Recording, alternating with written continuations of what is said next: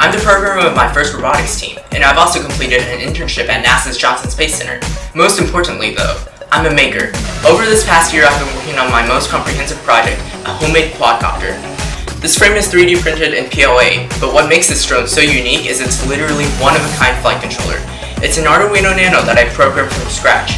Instead of buying a standard flight controller, I wanted to be able to fly my own code, not somebody else's.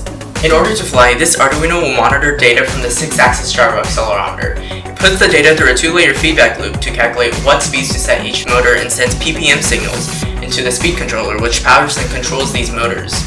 Instead of using a conventional but expensive RC transmitter, I created my own system which uses transceivers to relay data between the quadcopter and the laptop.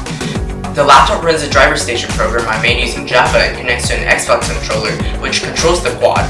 The communication protocol I made lets me send messages to the driver station and read IMU data and current motor speeds.